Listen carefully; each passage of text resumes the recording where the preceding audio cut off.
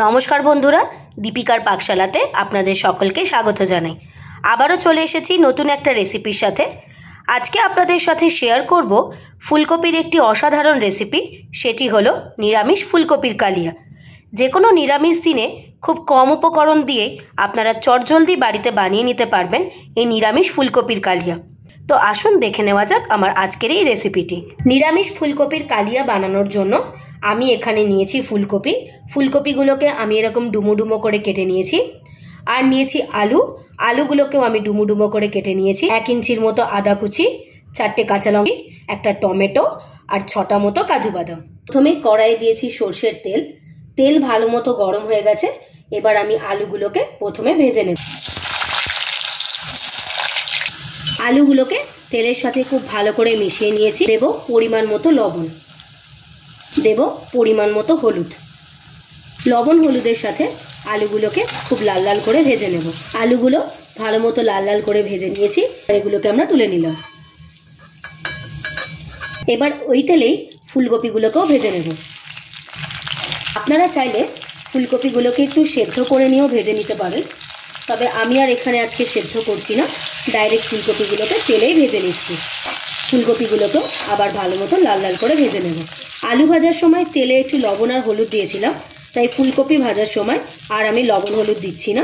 ওই লবণ হলুদেই ফুলকপিগুলো ভালো মতো ভাজা হয়ে যাবে। এদিকে আমরা ফুলকপির কালিয়া বানানোর জন্য একটা মশলা বানিয়ে নেব। তার জন্য প্রথমেই মিক্সার জারের মধ্যে দেব টমেটো, দেব 4টে কাঁচা লঙ্কা, 1 ইঞ্চি আদার টুকরো, আর নিয়েছি 6টা কাজু বাদাম। দেব পরিমাণ মতো জল। আদা, টমেটো, কাঁচা লঙ্কা আর কাজু বাদামের একটা মিহি পেস্ট বানিয়ে নেব। একটা মিহি পেস্ট বানিয়ে নিয়েছি। ফুলকপিগুলো আমার ভালো করে লাল লাল করে ভেজে নেওয়া হয়ে গেছে। এবার ফুলকপিগুলোকেও আমি তুলে নেব।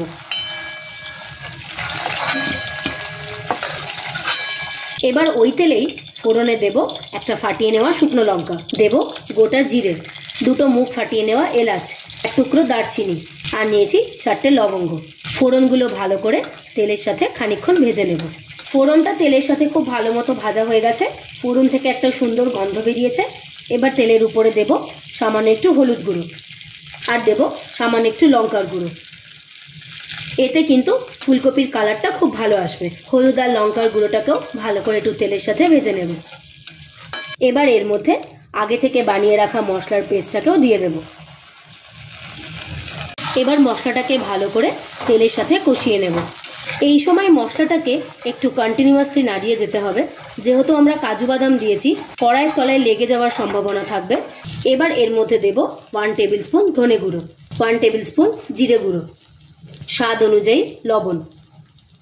সমস্ত গুঁড়ো মশলাগুলোকে আবারও ভালো করে মশলার সাথে কষিয়ে নেব। আরও 1-2 মিনিটের জন্য মশলাটাকে ভালো করে কষিয়ে নেব। মশলা খুব ভালো মতো কষানো হয়ে গেছে এবং মশলা থেকে কিন্তু তেল ছাড়তে শুরু করে দিয়েছে। এবার অ্যাড করব মশলা ধোয়া জল। জলের সাথে ভালো করে মশলাটাকে মিশিয়ে নেব। ঝোল ভালো মতো ফুটে গেছে। এবার এর মধ্যে দেব আগে থেকে ভেজে রাখা ফুলকপি আর আলুটা। আলু আর ফুলকপি ভালো করে মশলার সাথে মিশিয়ে নেব। ফুলকপি আর আলু ভালো মতো ঝোলের সাথে মেশানো হয়ে গেছে। দেব সামান্য একটু জল। এই সময় কিন্তু গ্যাসের ফ্লেমটাকে মিডিয়ামেই রাখতে হবে। বেশ কিছুক্ষণের জন্য চাপা দিয়ে আলু আর ফুলকপিটাকে ভালো করে সেদ্ধ করে নেব। আলু আর ফুলকপি খুব ভালো মতো সেদ্ধ হয়ে গেছে। দেখুন, আলুটাও কিন্তু খুব ভালো মতো সেদ্ধ হয়ে গেছে, ফুলকপিও কিন্তু খুব ভালো মতো সেদ্ধ হয়ে গেছে। আমরা এইরকম ঝোলই রাখছি। এবার এর মধ্যে দেব পরিমাণ অনুযায়ী চিনি। যে কোনো নিরামিষ রান্নায় চিনি দিলে কিন্তু তার টেস্টটা একটু বেড়ে যায়।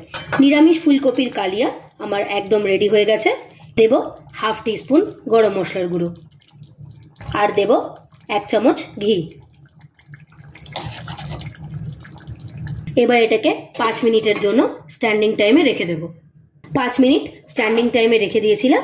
এবার আমি ফুলকপির কালিয়াটাকে একটা পাত্রে সার্ভ করে নেব। যে কোনো নিরামিষ দিনে লুচি, পরোটা, পোলাওয়ের সাথে খাওয়ার জন্য নিরামিষ ফুলকপির কালিয়া আমাদের একদম তৈরি হয়ে গিয়েছে। রেসিপিটি যদি আপনাদের ভালো লেগে থাকে অবশ্যই একটা লাইক করে দেবেন, আর আমাকে কমেন্ট করে জানাবেন আমার বানানো নিরামিষ ফুলকপির কালিয়ার রেসিপিটি আপনাদের কেমন লাগলো। আপনারা যদি আমার চ্যানেলে নতুন হয়ে থাকেন, চ্যানেলটিকে প্লিজ সাবস্ক্রাইব করে দেওয়ার অনুরোধ রইল। আর সাবস্ক্রাইব করে দেওয়ার পরে পাশে থাকা বেল নোটিফিকেশনটি অবশ্যই ক্লিক করে দেবেন আমার চ্যানেলের নিত্য নতুন রেসিপির আপডেট পাওয়ার জন্য। ভালো থাকবেন, সুস্থ থাকবেন। দেখা হবে আবার একটা নতুন রেসিপির সাথে। ধন্যবাদ।